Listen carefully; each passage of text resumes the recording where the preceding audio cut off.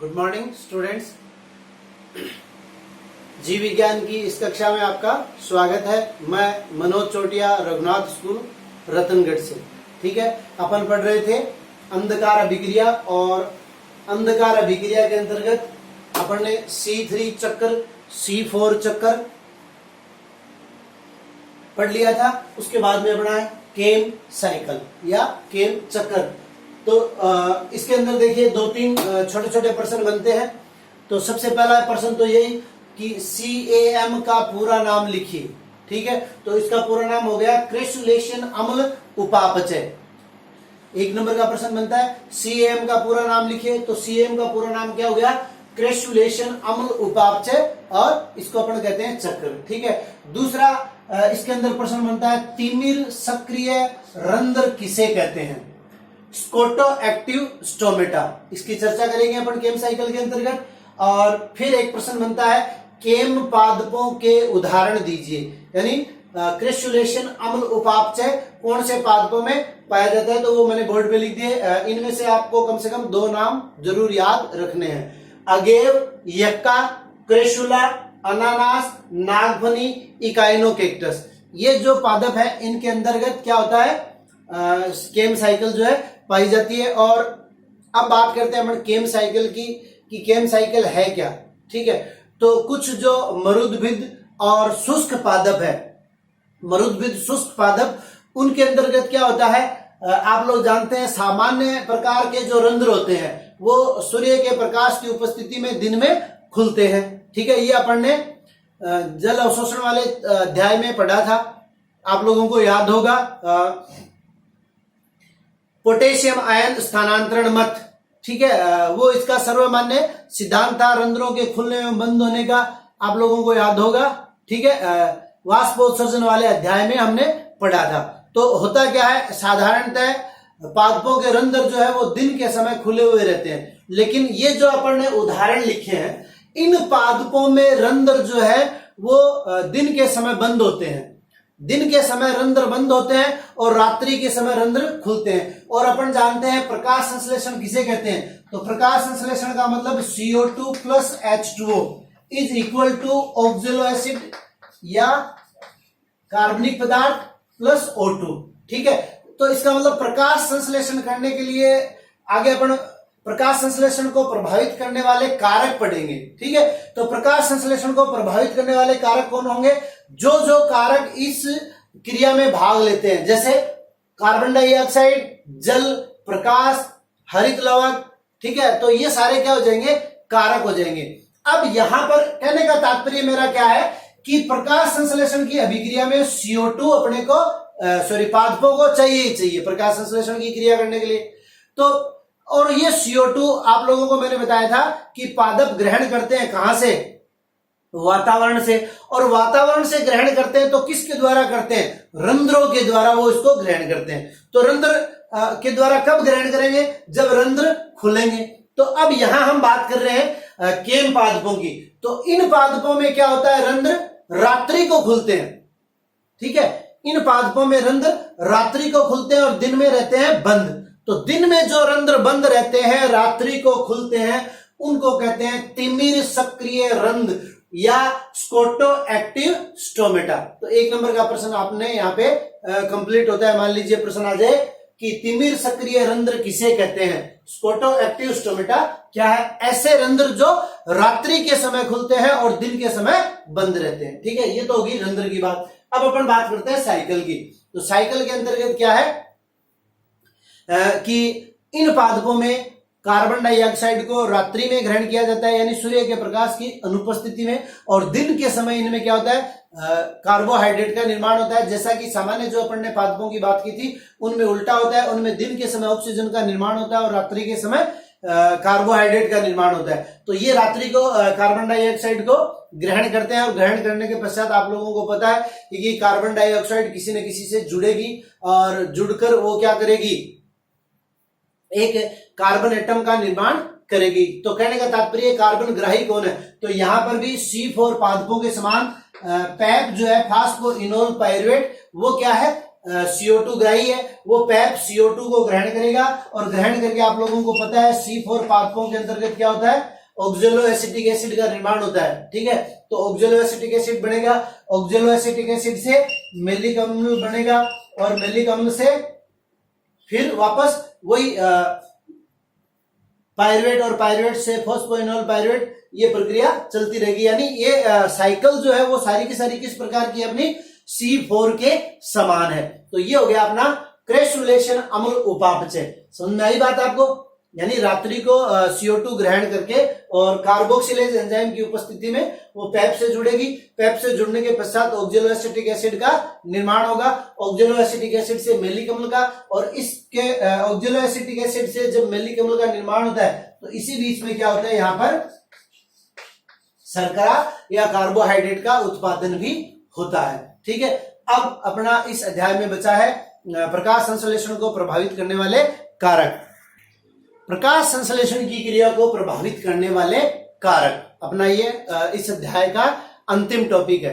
ठीक है, हालांकि देखने के लिए कारक अपने को बहुत सरल से दिखाई देते हैं, लेकिन फिर भी इनमें से जब एक नंबर के प्रश्न आते हैं तब इनको हम कर नहीं पाते हैं। ठीक है, इसलिए ध्यान पूर्वक इन कारकों को समझिए, उसके बाद में आपको कोई समस्या नहीं होगी, कोई भी प्रश्न इसमें से आए आप आसानी से उसका जवाब दे सकेंगे। ठीक है, प्रकाश संश्लेषण को प्रभावित करने वाले कारक। प्रकाश संश्लेषण को कई कारक प्रभावित करते हैं, जिनमें बाह्य वातावरणीय कारक और दूसरे जो आंतरिक कारक है, यानी पादप की जो संरचना है वो किस प्रकार की है, वो आंतरिक कारक कहलाते हैं। इन्हीं सभी कारकों के प्रभावित करने वाले कारकों को हम दो सिद्धांतों के द्वारा समझ सकते हैं, या प्रकाश संश्लेषण की क्रिया को प्रभावित करने वाले कारकों को समझाने के लिए दो सिद्धांत दिए गए हैं। कौन कौन से? पहला है सेक्स की प्रधान बिंदु संकल्पना और दूसरा है ब्लेकमैन का सीमाकारी कारकों का सिद्धांत।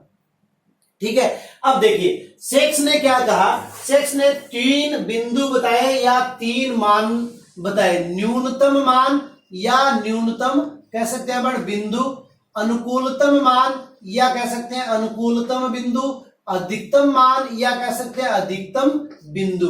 अब इन तीनों को आप समझिए, मैं यहां से एक उदाहरण लेता हूं।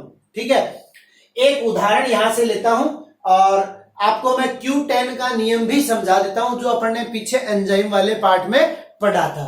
दोबारा उस चीज को समझ लीजिए। अभी जैसे मान लीजिए तापमान है, ठीक है, अपन ने C3 और C4 चक्कर पढ़ा था, तो C4 चक्कर में आप लोगों ने पढ़ा था कि 30 से 40 डिग्री सेंटीग्रेड तापमान पर भी प्रकाश संश्लेषण की क्रिया होती है।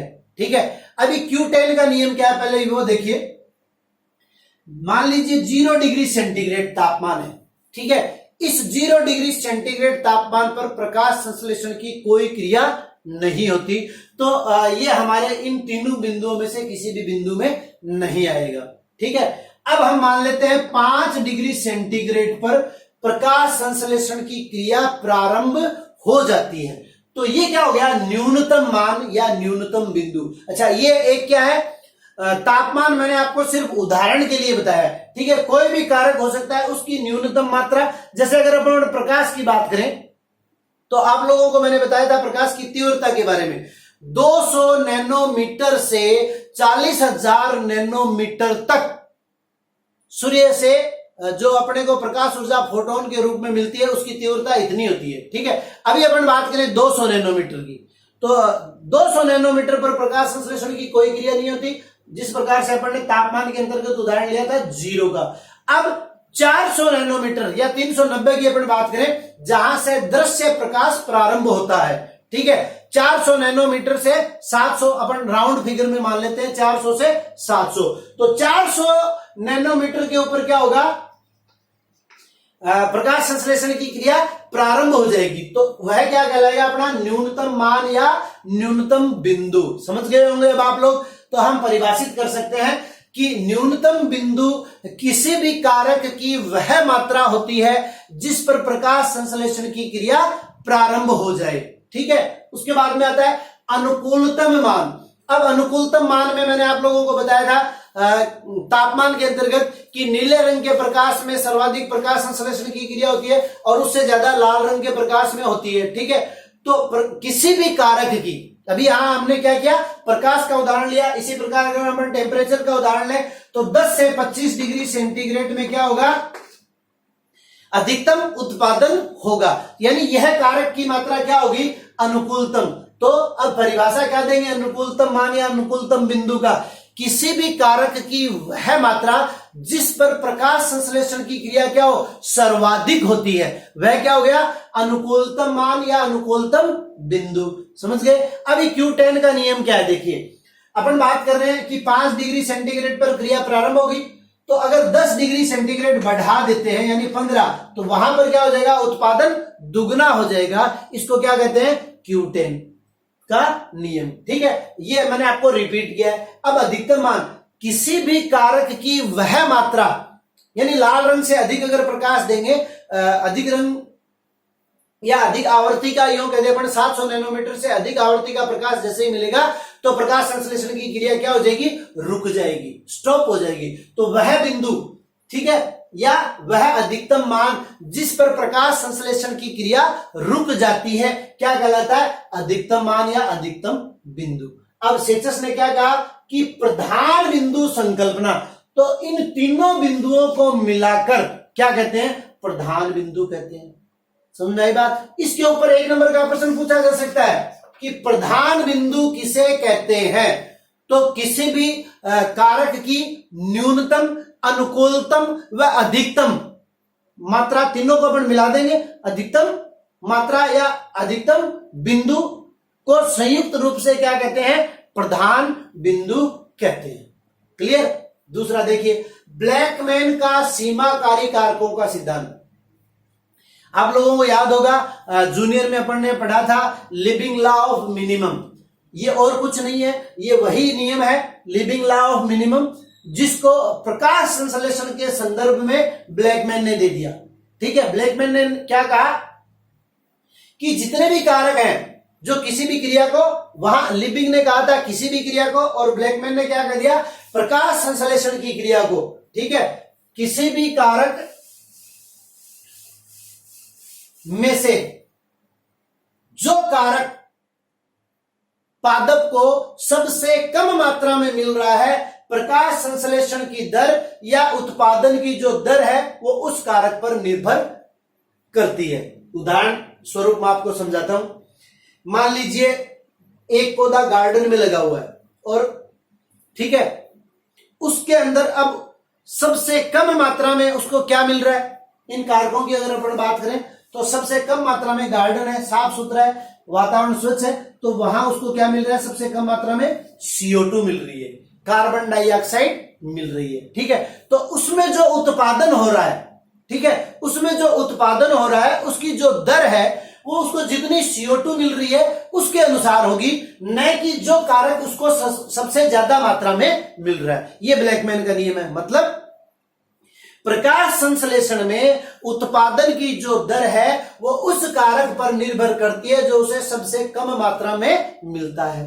अब इसको यूं समझिए, अब इसी पादप को अपन उखाड़ कर या गमले में लगा हुआ मान लो पौधा गार्डन में, और उसको उठा के हमने सड़क के किनारे रख दिया। अब क्या हुआ, वातावरण वहां खूब प्रदूषित है, गाड़ियां आ जा रही है, यानी CO2 की मात्रा में हमने क्या कर दी, बढ़ोतरी कर दी। तो क्या इस पादप में उत्पादन बढ़ेगा? ये आप लोग भी सोच सकते हैं, है कि नहीं। आप लोगों के दिमाग में भी प्रश्न आ रहा होगा कि जो सड़क के किनारे पौधा लगा हुआ है उसमें उत्पादन बहुत कम होता है। उत्पादन से आप यूं समझ लीजिए, यहां पे मान लीजिए कोई फलदार वृक्ष है, ठीक है, एक फलदार वृक्ष जंगल में लगा हुआ है और एक सड़क के किनारे लगा हुआ है।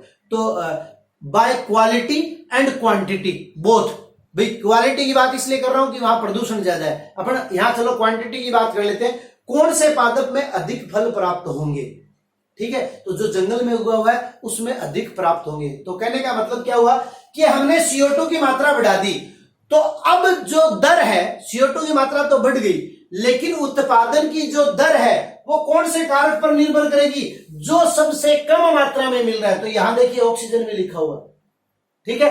तो अब वहां उसको ऑक्सीजन कम मात्रा में मिल रही है, तो उसकी दर किसके ऊपर चलेगी? ऑक्सीजन के ऊपर चलेगी। अब मान लीजिए ऑक्सीजन बढ़ा देते हैं, तो जो सबसे कम मात्रा में, या प्रकाश हो, तापमान हो, या जल हो, ठीक है, तो जो सबसे कम मात्रा में हो जाएगा, उत्पादन की दर उसके ऊपर निर्भर करेगी। ये बताया था ब्लैकमैन ने। तो इसको हम कहते हैं ब्लैकमैन का सीमाकारी कारकों का सिद्धांत। मतलब ब्लैकमैन का सीमाकारी कारकों का सिद्धांत क्या हुआ? अगर एक लाइन में परिभाषा देनी चाहे तो प्रकाश संश्लेषण की दर उस कारक पर निर्भर करती है जो उसे सबसे कम मात्रा में प्राप्त होता है, ठीक है। अब देखिए प्रभावित करने वाले कारक दो है अपने, बाह्य और आंतरिक। इसमें हम इसका अगर मान लीजिए कोई प्रश्न आ जाता है तो अपने को वर्णन सिर्फ इतना ही करना है। जब हम इन दोनों का वर्णन इतना विस्तार पूर्वक कर चुके होते हैं तो यहां सिर्फ यह बताना होता है कि अगर इसकी मात्रा बढ़ेगी तो उत्पादन की दर बढ़ेगी, अगर इसकी मात्रा घटेगी तो उत्पादन की दर घटेगी, या वह कारक क्या है ये अपने को पता होना चाहिए। तो ये सारे कारक अपन ने पढ़े हुए। अब देखिए प्रकाश, सबसे पहला बाह्य कारक। तो प्रकाश आप लोग जानते हैं हमें नैनोमीटर के रूप में, फोटोन के रूप में प्राप्त होता है 400 से 700 नैनोमीटर का प्रकाश। अब जैसे जैसे इधर प्रकाश की तीव्रता बढ़ेगी, प्रकाश संश्लेषण की दर भी क्या होगी? बढ़ेगी, और तीव्रता घटेगी तो प्रकाश संश्लेषण की दर भी घटेगी, लेकिन एक निश्चित सीमा तक, क्योंकि उसके बाद में क्या हो जाएगा? कोई दूसरा कारक सीमाकारी हो जाएगा। इसी प्रकार तापमान अपन जानते हैं, C3 पादप 10 से 25 डिग्री सेंटीग्रेड तापमान पर क्रिया करते हैं, और C4 जो है वो 40 डिग्री सेंटीग्रेड तक क्रिया करते हैं। हालांकि कुछ जीरोफाइटिक कंडीशन के जो प्लांट है, कॉर्निफर्स वगैरह, उनमें इससे भी अधिक तापमान पर क्रिया होती है। और अपन जानते हैं जो गर्म जल के स्रोत है, झरने हैं, उनके अंदर जो शैवाल वगैरह है वो 75 डिग्री सेंटीग्रेड तापमान पर भी प्रकाश संश्लेषण की क्रिया करती है, ठीक है। तो वो तीनों इसके अंतर्गत आ जाएंगे। कार्बन डाइऑक्साइड, कार्बन डाइऑक्साइड आप लोगों को पता है वातावरण में 0.03% है। तो यह अधिकतर क्या होता है? सीमाकारी कारक यही होती है, क्योंकि सबसे कम मात्रा में ये पादप को उपलब्ध होती है। और अगर वातावरण में प्रदूषण हो जाए तो दूसरा कारक सीमाकारी कारक हो जाता है, अर्थात प्रकाश CO2 की दर बढ़ने पर भी उत्पादन नहीं बढ़ेगा। जल, जितना पादप जल अवशोषित करते हैं उसका केवल 1% ही वो क्या करते हैं? प्रकाश संश्लेषण की अभिक्रिया में उपयोग में लेते हैं, बाकी को उपयोग में नहीं लेते हैं। हालांकि बहुत कम परिस्थितियों में जल सीमाकारी कारक होता है। जीरोफिटिक कंडीशन में अपन बात करें, ऑक्सीजन आप लोगों को पता है एक पर्याप्त मात्रा में ही इसकी आवश्यकता होती है। अगर अधिक मात्रा में ऑक्सीजन मिल जाए तो अपन ने पीछे पढ़ा था प्रकाश श्वसन, याद होगा आप लोगों को। अगर अधिक मात्रा में ऑक्सीजन मिल जाएगी तो जो कार्बोक्सिलेज एंजाइम है वो किस में परिवर्तित हो जाएगा? ऑक्सीजनेज, या यूं कहते हैं कि कार्बोक्सिलेज जो है वो ऑक्सीजनेज की भांति क्रिया करने लगेगा, और उसके बाद में CO2 का फिक्सेशन नहीं हो पाएगा, या CO2 स्थिरीकरण नहीं हो पाएगा, ठीक है। आंतरिक कारक में बात करें, पर्णहरित, तो आप लोग जानते हैं जैसे जैसे वृक्ष पुराना होता जाता है पर्णहरित की मात्रा बढ़ती जाती है, तो प्रकाश संश्लेषण की दर बढ़ जाएगी।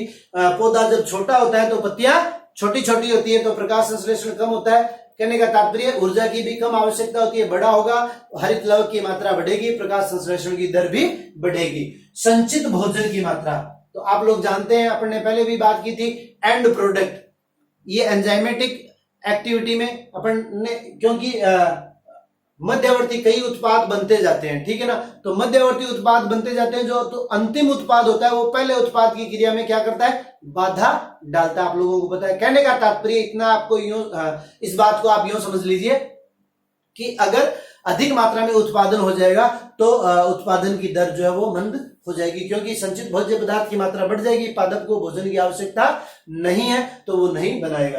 पत्ती की आंतरिक संरचना, पत्ती की आंतरिक संरचना के अंतर्गत अपन बात कर सकते हैं रंध्रों की, रंध्रों के वितरण की, क्योंकि रंध्रों के द्वारा ही क्या होता है? गैसीय विनिमय की क्रिया होती है। तो ये समस्त कारक भी क्या करते हैं? प्रकाश संश्लेषण की अभिक्रिया को प्रभावित करते हैं। और इस प्रकार ये अपना चैप्टर जो है प्रकाश संश्लेषण आज यही समाप्त होता है। कल हम नया अध्याय पढ़ेंगे, श्वसन। धन्यवाद।